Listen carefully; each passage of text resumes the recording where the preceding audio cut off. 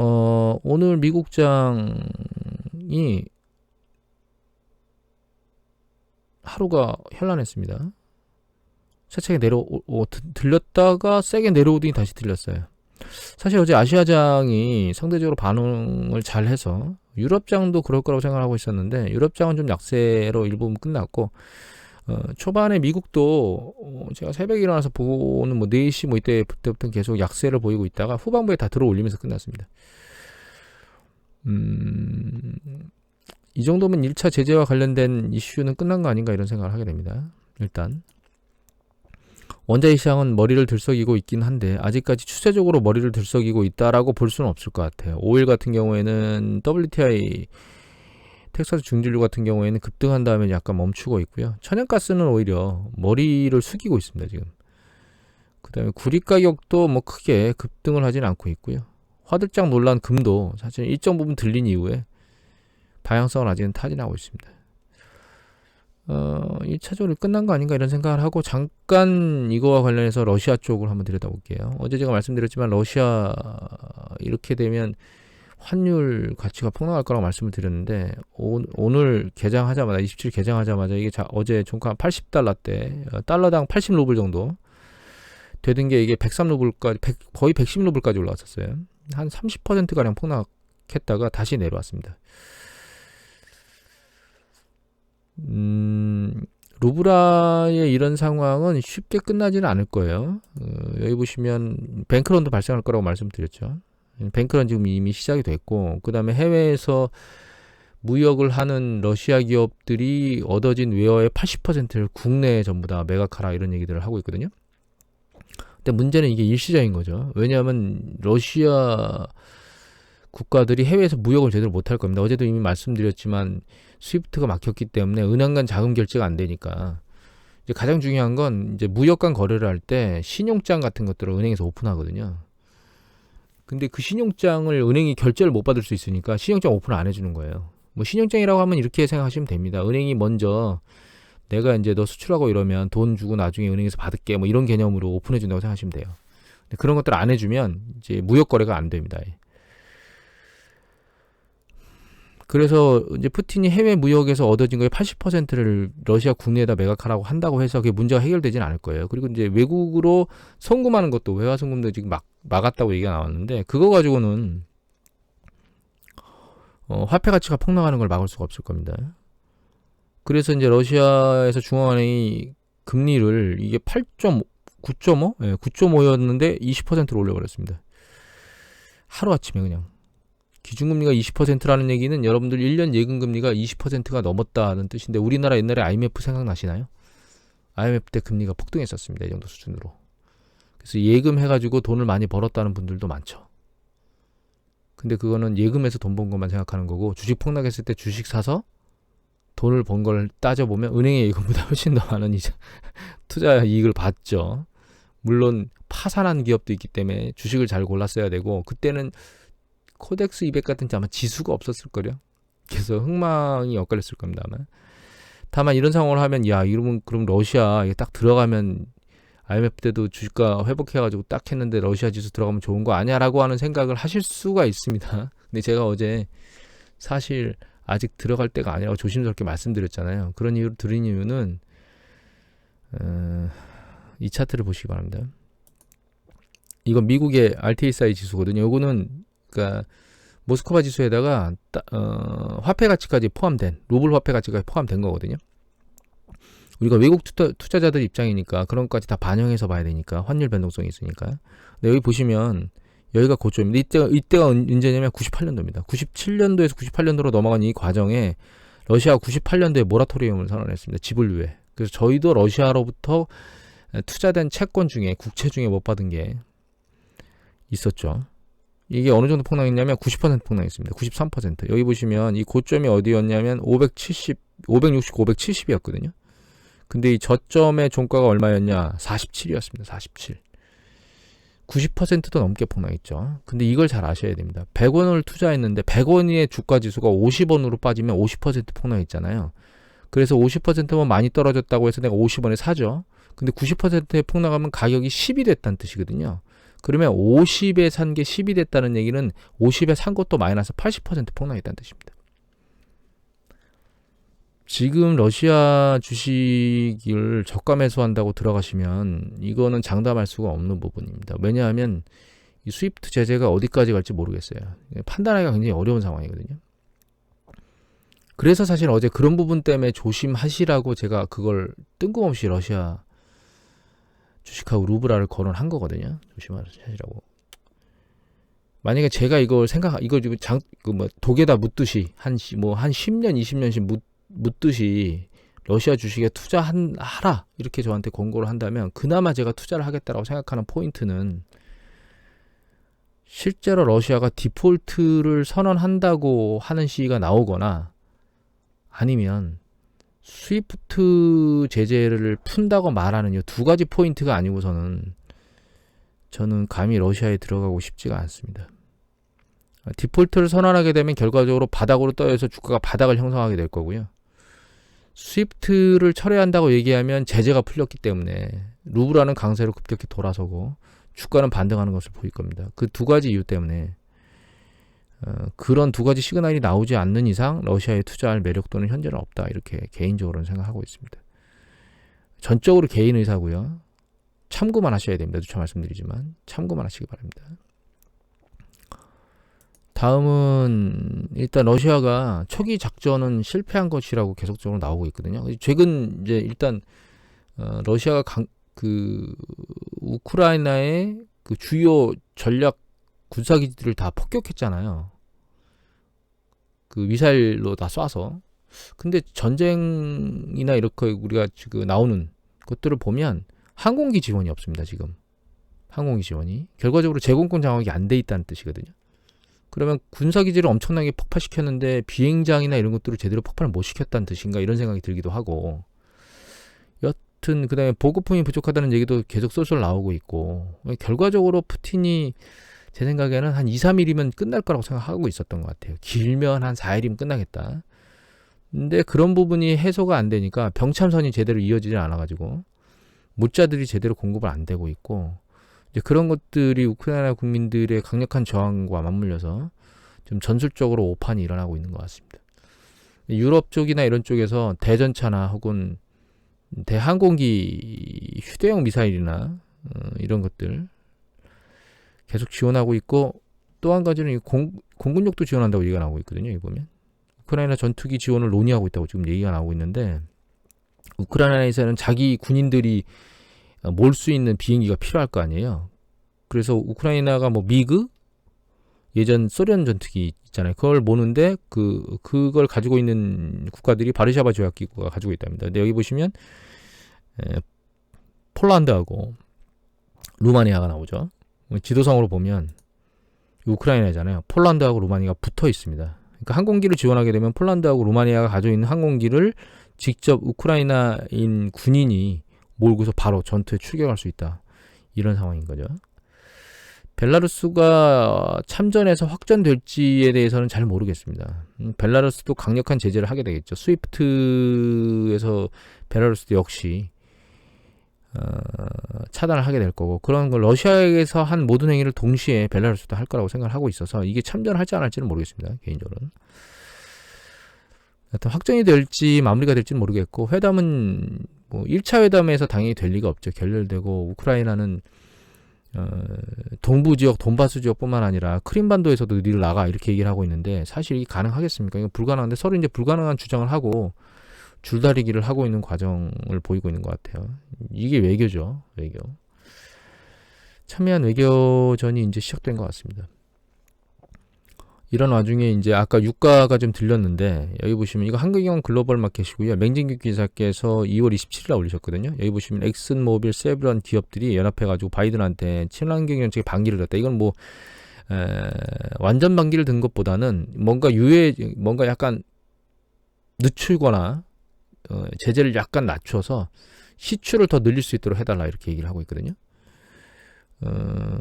이런 시추가 이런 것들이 늘어날 수도, 이런 것들을 할 수 있다라고도 지금 느껴짐이 약간, 저는 이제 할 수도 있겠다는 생각을 하는 이유는, 일단 첫 번째는 유럽 같은 경우에도 원자력이 안 좋다라고 계속 얘기를 하다가 원자력을 청정에너지로 뒤집어 버렸잖아요.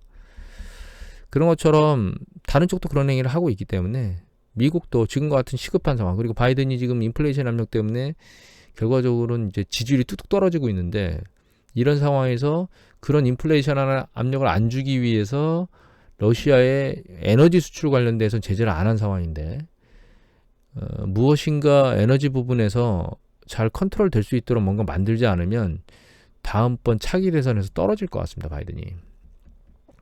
그리고 중간 선거와 관련된 것들도 있기 때문에 이 친환경 정책에서 일정 부분은 뒤로 후퇴할 수도 있겠다라는 생각을 하고 있습니다, 개인적으로는. 그리고 이란하고 핵 협상이 에너지 쪽에서 이제 남아 있는데, 이게 이제 현재 타결이 될지 안 될지 모르겠어요. 상황은 그렇게 진행되고 있는 것 같습니다, 일단 추가적으로. 그리고 이거는 미국의 EIA 데이터인데요. 이제 2021년도에 유럽에서 액화 천연가스를 수입한 국가들의 명단이거든요. 그 2016년까지는 러시아도 미국도 없었는데 2017년도에 미국이 들어오기 시작했고 2018년도에는 러시아가 들어오기 시작했습니다. 그래서 미국하고 러시아하고 유럽의 수출을 많이 늘리고 있는데, 러시아 포지션이 상당히 많이 쭉 늘었죠, 한꺼번에. 우크라이나를 통한 가스관도 있고, 러시아가 그래서 결과적으로는, 하나 더 보여드릴까요? 이것도 EIA에서 나오는 통계입니다. 근데 여기 보시면 이게 뭐냐면, 미국 국내에서 생산된 LNG가 선적돼가지고 나가는 수출 국가들이 나온 거거든요. 근데 이걸 보여드린 이유는 우리나라 1위입니다. 우리나라 에너지 굉장히 많이 쓰는 국가입니다, 우리나라. 여기 잘 보시면 저머니가 없습니다. 그러니까 독일이 없어요. 독일이. 무슨 얘기냐면 유럽에서 가장 큰 경제력을 가지고 있는 독일이 미국으로부터 LNG 수입을 안 하고 있다는 뜻입니다. 왜냐하면 배로 실어나면 비싸잖아요. 그러니까 소유가로 제공해주는 러시아의 천연가스들을 계속 써댔다는 거죠, 러시아가. 그래서 그거를 좀 더 안정화시키기 위해서 노르드스트림 2를 미국의 반대를 함에도 불구하고 완공을 시켰는데, 결과적으로는 이런 사태가 발생하면서 노르드스트림 2 승인이 아예 물 건너가, 일단은 뭐 개통이 됐기 때문에 놔두는 상황에서 일단 승인은 물 건너간 상황이거든요. 그럼 이 상황의 와중에서도 미국의 포지션, 이 러시아의 포지션의 상당히 많은 부분이 다른 쪽으로 넘어가겠죠. 특히 미국 쪽으로 많이 넘어가지 않을까. 그래서 이 전쟁의 와중에 미국이 일정 부분 천연가스에 대한 수출 수혜를 받을 것 같아요. 일단 미국의 예상은 맞은 것 같아요.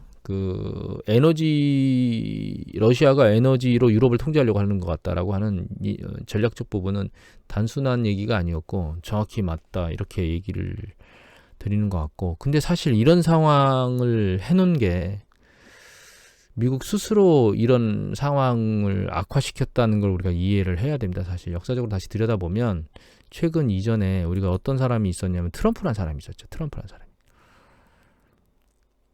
사람이 들어와가지고 이란의 핵 협정을 그냥 다른 애들은 다 협정 같이 한 국가들은 가만히 있는데 스스로 핵 협정을 탈퇴했거든요. 그러면서 제재를 가했죠. 석유 수출 같은 거 못하게. 이분이 속칭 심하게 말씀을 드리면 무언가 우리 이런 얘기 하잖아요. 싸질로는 뭐 어쩌고저쩌고 뭐. 이분이 뭔가를 해놨어요. 이것만 해놨느냐? 이거 보시면 푸틴이 트럼프가 옳다 뭐 이런 얘기를 하잖아요. 푸틴 존경한다 막 이런 얘기 하잖아요. 그러니까 푸틴이, 그리고 또 한 가지 이런 얘기도 있죠. 밑에 보면은 유럽도 적이라는 얘기를 했었습니다, 옛날에. 여기 좀 안 나오나? 유럽도 미국의 적이다. 그래서 미국 국인이 최우선이다. 그래서 각 우방국들과 관계가 서운해지게 만들었죠. 그런 어떤 분열 관계에 있는 것들, 그런 상황이 돼 있는 걸 바이든이 수습하려고 하고 있었는데, 푸틴은 분열된 유럽과 미국의 어떤 그런 서방 지역이 스위프트라고 하는 강력한 제재나 이런 것들, 스위프트를 제재하게 되면 결과적으로 서방에 있는 기업들도 피해를 보기 때문에 서로 분열돼서 흩어져 있는데 그것이 잘 되지 않을 것이다라고 오판하도록 만들었다는 겁니다. 결과적으로는 이 상황을 사전에 차곡차곡 문제가 있을 수도 있겠다라고 하는 걸 푸틴이 준비를 한 거는 맞지만, 그런 오판을 할 수 있도록 만든 건 트럼프라는 거예요. 우리가 한 국가의 지도자를 잘 뽑아야 된다는 걸 여실히 느끼게 만들고 있습니다. 전 사실 전체적으로 놓고 보면.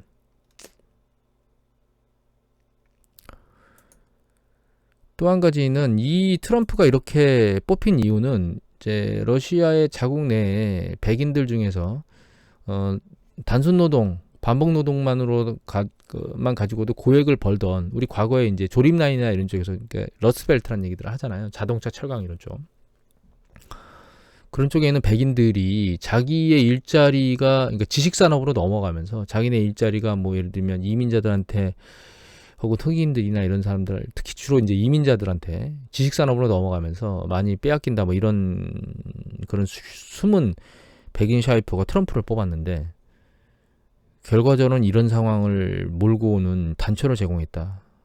참 안타까운 일입니다. 근데 우리나라도 사실 이민자 부분은 아니지만 일정 부분 산업 변화에 적응하지 못하는 영역들이 있습니다. 대표적인 데가 현대차 노조입니다. 사실 귀족 노조잖아요. 근데 뭐 예를 들면 전기차를 직접 생산하는데 국내에서만 생산하라 이렇게 얘기를 한다거나 여기 보면 이제 그런 얘기가 나옵니다. 또 한 가지는 이 부품수나 이런 걸 줄여도 인력은 줄이지 못한다거나 이런 부분들은 상당히 노동시장에서 지금 잘못되어 있는 그런 왜곡된 부분들이에요. 산업이 발전하고 경쟁이 치열한데 기업 간 경쟁이 치열한데 자기들 밥그릇만 챙기겠다 이런. 그래서 국내에서도 제가 보수 그러니까 진보의 좌파라고 생각하시는 분들도 있을 거예요. 저는 누차 말씀드리지만 저는 그런 사람이 아니고 중도입니다. 중도. 그런데 상황에 따라서 판단을 다 달리할 뿐이지 이런 부분들도 있습니다. 그러니까 이런 부분의 상황 변화들이 지금 전 세계적으로 다 발생하고 있고 그런 변화 중에 일부인 트럼프가 당선되도록 만든 그 백인 중산층 과거 지금은 좀 많이 떨어졌지만 그런 그룹들이 결과적으로 세계를 이런 상황으로 몰고 가는 그런 대통령을 뽑게 만들었다라고 하는 걸 우리가 좀 이해를 해야 되지 않는가. 그래서 단순히 우리가 그 나의 일속을 위해서 선거를 하기보다는 국가에 대한 발전이나 국가가 나아가야 될 방향에 맞춰서 선거를 하는 게 필요하다라는 생각이 또 들었습니다. 다음은 요거 갈까요? 지금 푸틴이 생각하지 않은 방향으로 계속 가고 있는데 그러니까 EU가 그러니까 서방이 스위프트까지 제재까지 가지 않을 것이다라는 생각을 했을 거고요. 두 번째 함부로 군사 지원을 안 할 거라는 생각을 하고 있었는데 군사 지원을 하고 있는데 그러니까 이게 일단 그 군대를 제공하진 않지만 군수품을 전부 다 제공하고 있고 거기에 항공기까지 제공하고 있는데 제공하겠다고 얘기를 하고 있는데 이제 생각하겠다고 거기에 유럽연합의 집행위원장이 우크라이나한테 EU에 가입하라고 얘기를 했습니다. 자,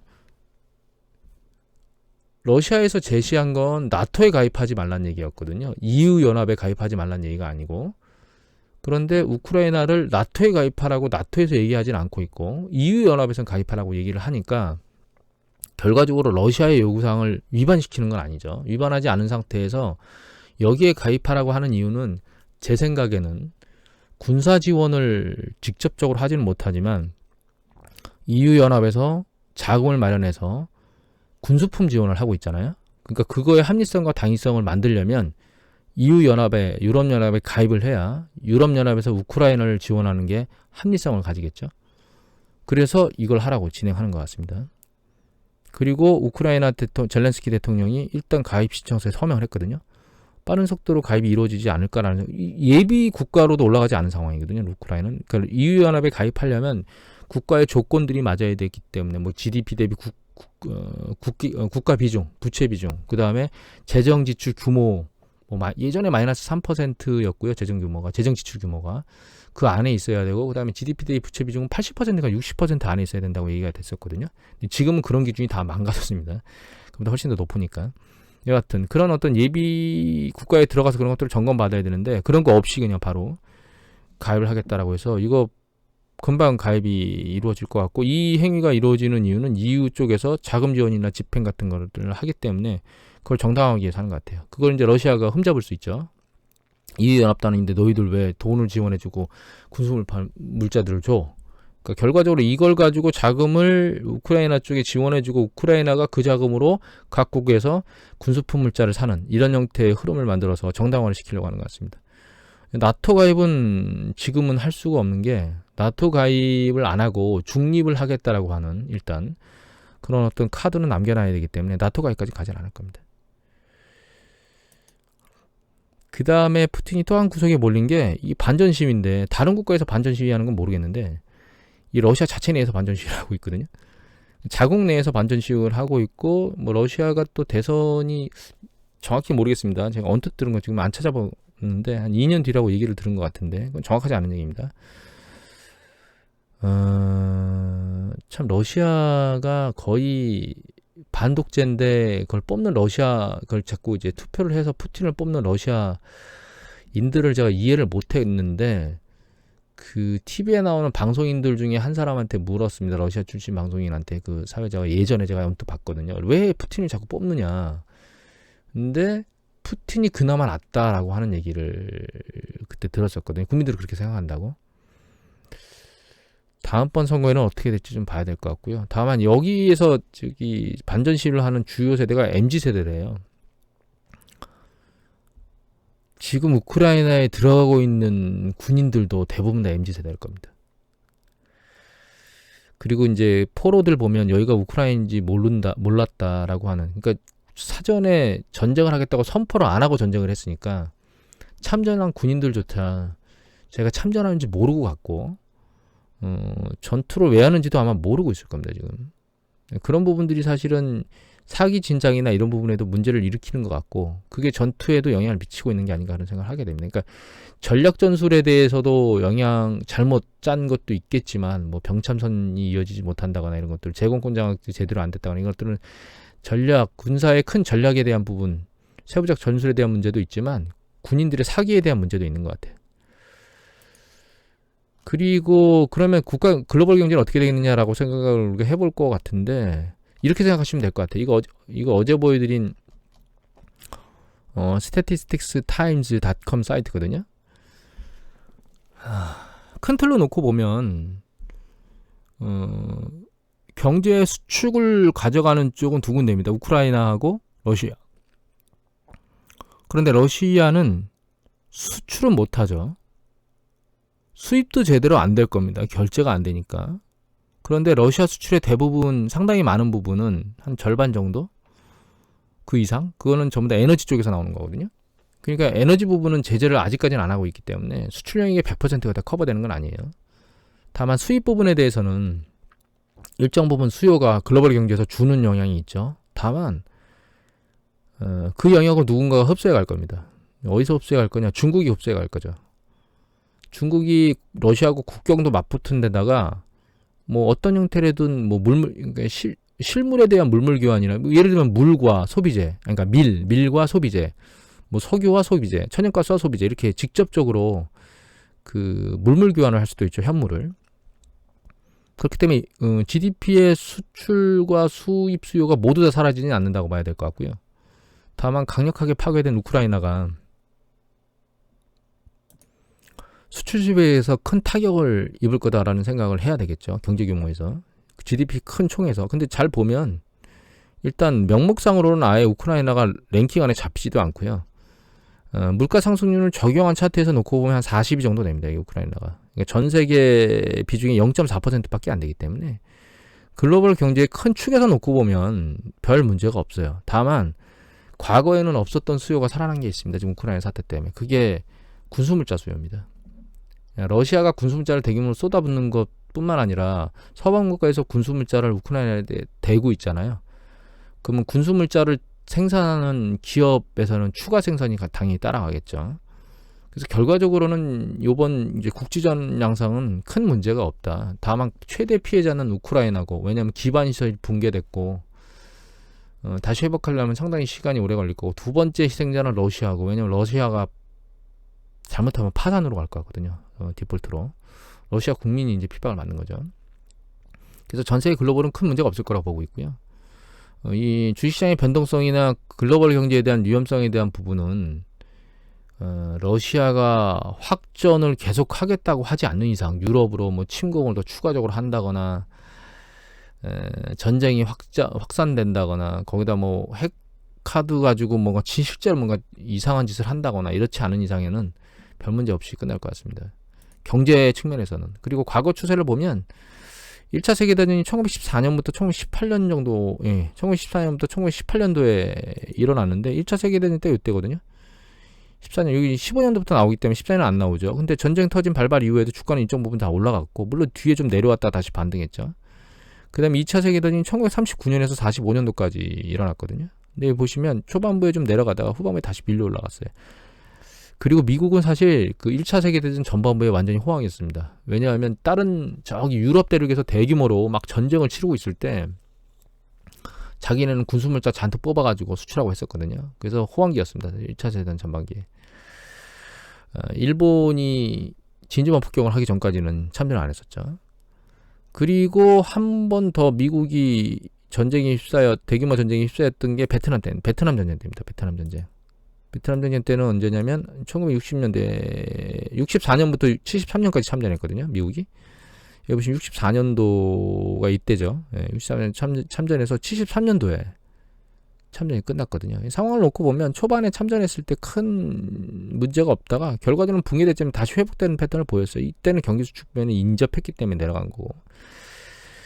그리고 이만큼 큰 규모의 전쟁도 아닙니다, 지금은. 그래서 국지전 개념으로 지금 봐야 될 것 같고, 세계대전이 아니잖아요, 지금. 그러니까 글로벌 경제에 큰 타격을 줄 것이다라는 생각은 안 하셔도 될 것이다. 이렇게 개인적으로 생각하고 있습니다. 그리고 우리가 생각해 봐야 될 게 이 부분이에요. 이거 지금 오미크론, 좀 전에 봤던 이 차트는 매크로트렌즈 .넷입니다. 여기는 닷컴이 아니고 매크로트렌즈 .넷에 나오는 데이터입니다. 다우존스 100년 차트거든요. 그리고 지금 우리가 입고 있는 게 WHO 요거 오미크론 전세계 확진자 수 급격히 내려가고 있죠.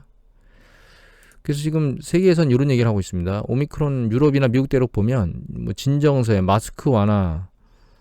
그래서 여기는 아직 안 나왔는데 포스트 팬데믹 채비가 진행되고 있다 이렇게 얘기를 하고 있습니다. 그러니까 올 여름과 가을은 작년 여름과 가을보다 훨씬 더 상황이 나을 것이다. 코로나 관련해서는. 어쩌면 올 겨울은 요번에 2021년에서 2022년 넘어오는 그런 겨울과는 확연히 다른 상황의 겨울로 갈 수도 있다. 라고 하는 부분은 결과적으로 경제가 봄, 여름이 지나면서 훨씬 더 화랑 국면으로 다시 들어갈 것이다. 라고 하는 부분을 잊지를 않아야 된다고 생각해요. 우리는. 왜냐하면 그게 경제를 끌어올릴 것이라고 생각을 하고 있기 때문에.